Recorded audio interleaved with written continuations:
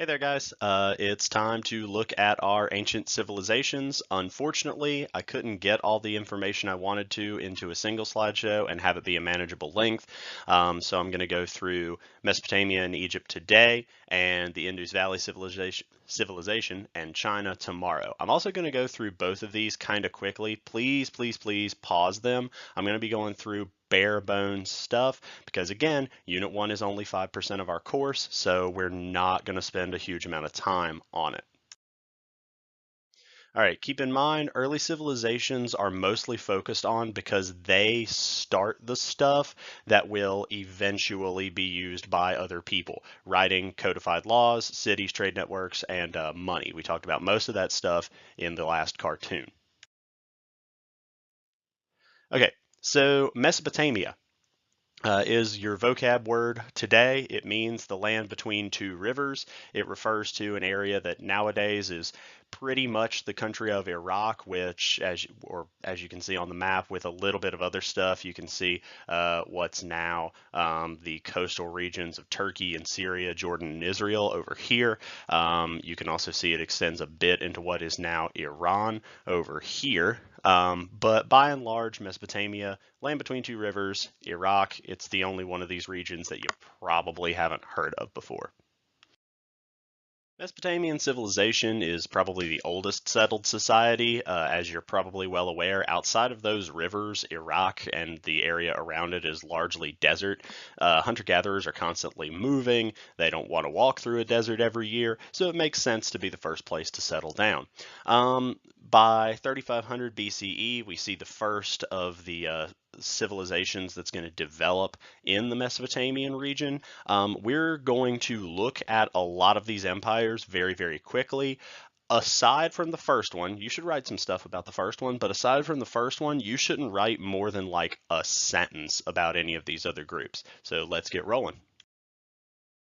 The first major civilization in Mesopotamia is Sumer or Sumeria, and it's not a unified empire controlling a large swath of territory. It's a group of what are called city-states, where every city is an independent country and basically controls the city itself and the farms around it. These guys are your foundational stuff. Sumerian writing and astronomy and irrigation and trade is going to become the theme of Mesopotamian writing and irrigation trade for the next 3,000 or so years, which you will notice still doesn't take us up past about 500 BCE. We are dealing with very long swaths of time in this episode. Here's some pictures from Sumer. This is obviously a modern irrigation ditch, and on the right you can see the ziggurat, a Sumerian type of temple. Religion is very, very important in all of these civilizations. We're going to take a closer look at that on our next slide in a piece of must-know info.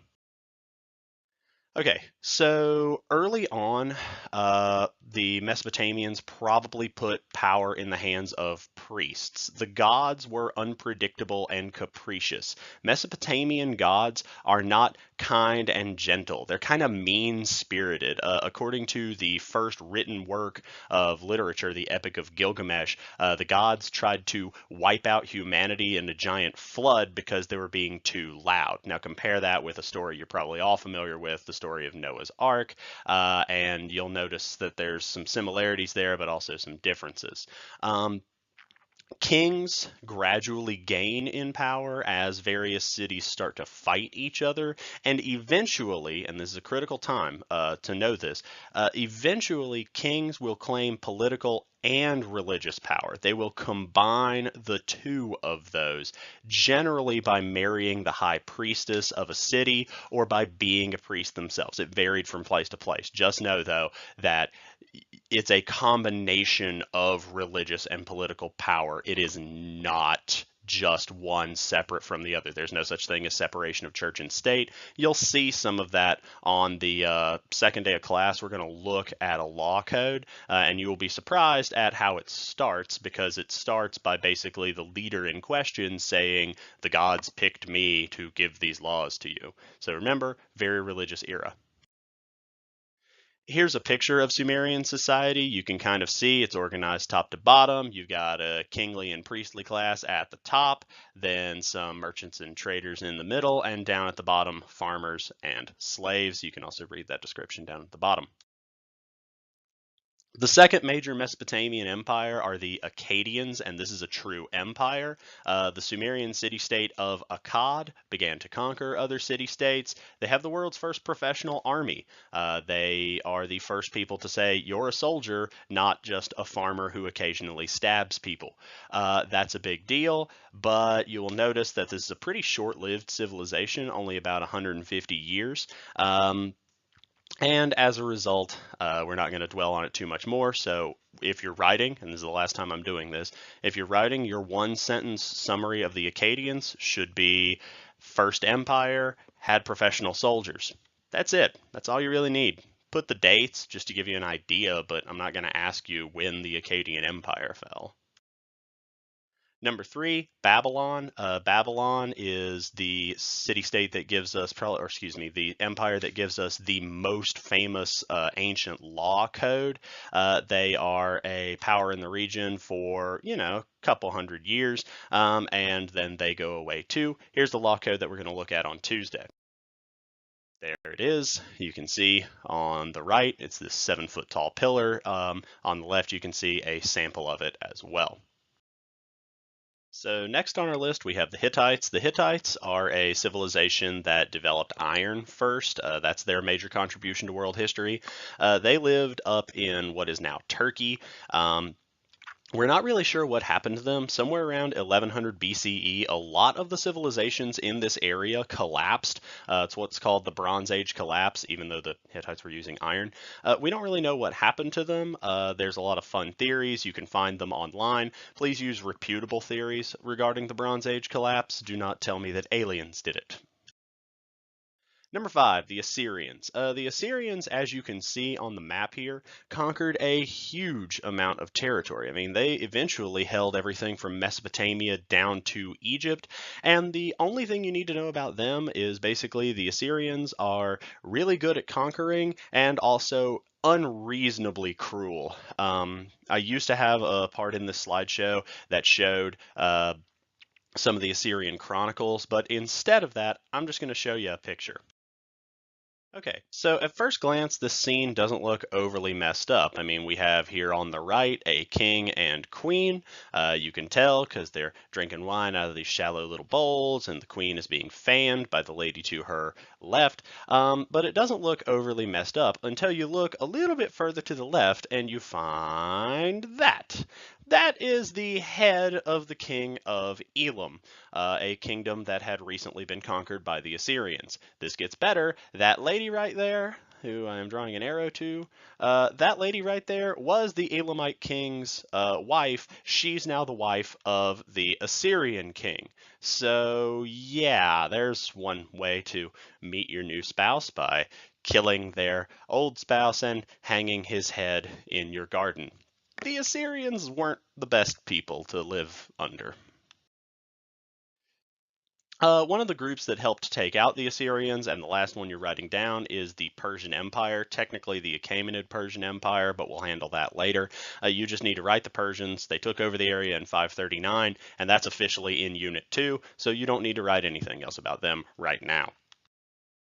One last power to know in Mesopotamia, and that is Phoenicia. Now, they were never very powerful. If you look over here on the map, you'll see they only ever controlled a very small strip of land along the Mediterranean coast, but they make two huge contributions. One is they're there for a long time. They're there for about 1,000 years before they're incorporated into the Persian Empire. They are experts at trade, and because they're experts at trade, you can see they're swapping goods with people all throughout the Mediterranean.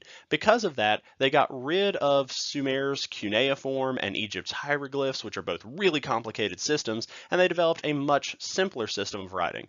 Phoenicia is responsible for, here's your must-know information, the first alphabet, and they developed it so they could trade more efficiently. Check it out. Here is the Phoenician alphabet. I mean, it doesn't look that much like ours. You can see that O hasn't changed very much, neither has Q, but everything else is kind of screwy. But still, it's, a lot more usable than the 10,000 characters of cuneiform. Now we're in Egypt, and Egypt we're going to go through fairly quickly because Egypt's the one you're more familiar with. Egypt is created somewhere in the ballpark of 3100 BCE by unification, and it's an incredibly endurant civilization. You can see right here, it lasts for about 2,600 years. Egypt lasts for a long time, very consistent. And Egypt is dependent almost entirely upon the Nile River. The Nile floods annually. It keeps the soil good. That's all you need to know about that. Because they are close to Mesopotamia, the Egyptians and Mesopotamians trade with each other, and it does appear that they kind of have a cross-cultural pollination going on. We'll talk more about that in historical units 2 through 6, so don't get too hung up there. Regarding leadership, the real twist that the Egyptians put on leadership is the Egyptian pharaoh was not considered to be a high priest like a Mesopotamian king or even like God's chosen one like the Chinese emperors that we'll look at in a bit. The Egyptian pharaoh was considered and worshipped as a living god. Now that's great when everything's going well, but if the Nile fails to flood, oftentimes pharaohs will be blamed for that, or if it floods too much, they'll be blamed for that, and of course will be chased out of town or just straight away killed. Oh, hey, look, it's a dead guy. Egyptian life and religion are very, very, very heavily focused on the afterlife. The Mesopotamian afterlife was seen as this grim, awful place where you just went there and stood in oblivion forever. Basically, imagine being trapped in Nebraska for eternity. The Egyptians believed that the afterlife was actually a pretty cool place if you had lived a good life. I'm not going to get too into Egyptian mythology. It's really fascinating stuff. And most Egyptians, rich and poor, sought to be mummified.